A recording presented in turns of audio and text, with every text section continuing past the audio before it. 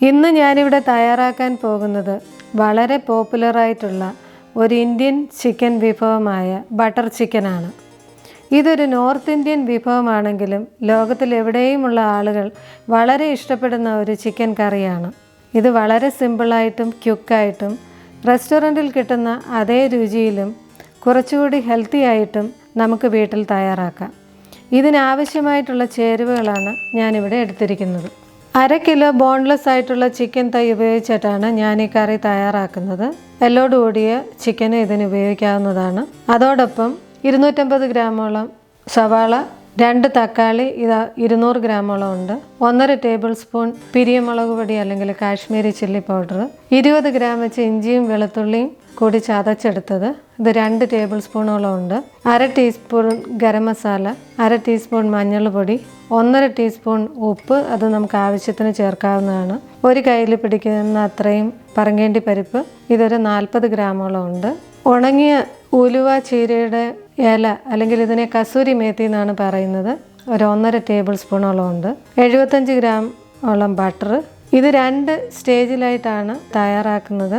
ഒന്ന്, ചിക്കൻ നമുക്ക് മാരിനേറ്റ് ചെയ്ത് കുറച്ച് സമയം വെക്കണം.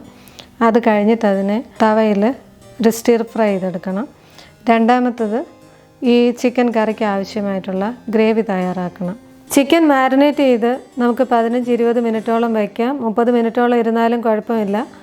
ആ മാരിനേറ്റ് ചെയ്തിരിക്കുന്ന സമയത്ത് നമുക്ക് ചിക്കൻ കറിക്കുള്ള ഗ്രേവി തയ്യാറാക്കാം. 1/2 ടീസ്പൂൺ ഉപ്പും 2 ടീസ്പൂൺ മുളക് പൊടിയും ഗരം മസാലയും കുറച്ച് ഇഞ്ചിയും വെളുത്തുള്ളിയും ചതച്ചതും കൂടെ ചേർത്ത് ഞാൻ മാരിനേറ്റ് ചെയ്ത് വെക്കുകയാണ്. ചിക്കൻ ബ്രസ്റ്റ് മാത്രം ഉപയോഗിച്ചിട്ട് ബട്ടർ ചിക്കൻ തയ്യാറാക്കുകയാണെങ്കിൽ കുറച്ച് കൂടുതൽ സമയം അത് മാരിനേറ്റ് ചെയ്യേണ്ടി വരും. ബട്ടർ ചിക്കൻ്റെ ഗ്രേവി തയ്യാറാക്കാൻ വേണ്ടി പകുതി ബട്ടർ ഇട്ട് ഞാൻ ഉരുക്കി അതിലേക്ക് ഉള്ളി ചേർത്ത് കൊടുക്കുകയാണ്.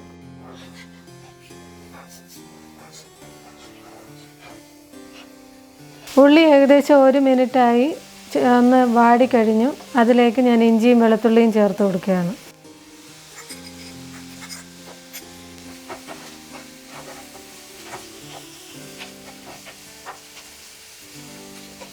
ഇഞ്ചിയും വെളുത്തുള്ളിയും ചേർത്തിട്ട് ഏകദേശം 1 മിനിറ്റ് കഴിഞ്ഞു. അതിൻ്റെ പച്ചമണമൊക്കെ ഒന്ന് മാറിയിട്ടുണ്ട്. ഇപ്പോഴും ഞാൻ മഞ്ഞളും മുളക് പൊടിയും ചേർത്ത് കൊടുക്കുകയാണ്. അല്പം തീ കുറച്ച് വെച്ചിട്ട് ഇളക്കി കൊടുക്കുക, മഞ്ഞളും മുളക് പൊടിയും കരിഞ്ഞു പോകാതിരിക്കാൻ വേണ്ടി.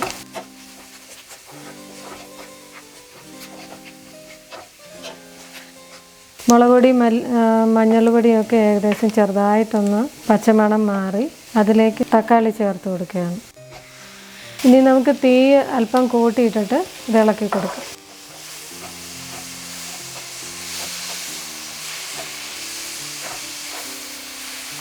ഉള്ളിയും തക്കാളിയും ഒന്നും ഒരുപാട് മൂത്ത് പോകണ്ട, ഒരുവിധം ഒന്ന് വഴണ്ട് കിട്ടിയാൽ മതി. ഇതിലേക്ക് ഞാൻ 1 കപ്പ് വെള്ളം ചേർക്കുകയാണ്. പിന്നെ എടുത്തു വച്ചിരുന്നതിൻ്റെ ബാക്കി ഉപ്പും നന്നായിട്ടൊന്ന് തിളപ്പിക്കുക.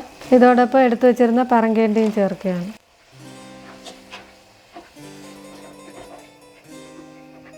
അടച്ചു വെച്ച് 2-3 മിനിറ്റ് ഒന്ന് തിളപ്പിക്കുക. ഏകദേശം 1-1.5 മിനിറ്റോളം എല്ലാം കൂടെ ചേർന്നത് തിളക്കുകയാണ്.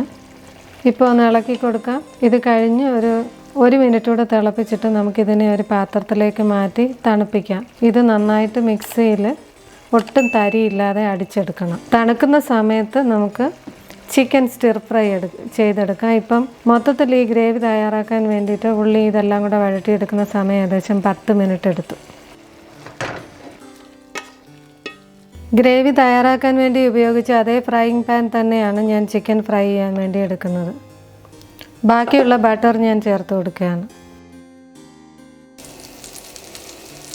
ഉരുക്കിയ ബട്ടറിലേക്ക് ചിക്കൻ ചേർത്ത് കൊടുക്കുകയാണ്. ചിക്കൻ ഡീപ്പ് ഫ്രൈ അല്ല ചെയ്യുന്നത്, നമ്മൾ സ്റ്റിർ ഫ്രൈ ആണ് ചെയ്യുന്നത്. ഇപ്പം ഞാനിത് ഇളക്കി കൊടുക്കുകയാണ്. മീഡിയം ഫ്ലെയിമിൽ 8 മിനിറ്റ് സ്റ്റിർ ഫ്രൈ ചെയ്തു.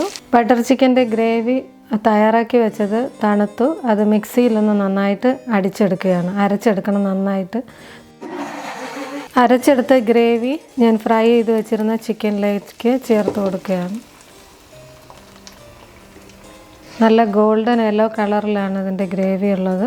ഫ്ലെയിം വളരെ സിമ്മിലിട്ടിട്ട് ഒരു 2-3 മിനിറ്റോളം ഇതൊന്ന് തിളപ്പിക്കണം.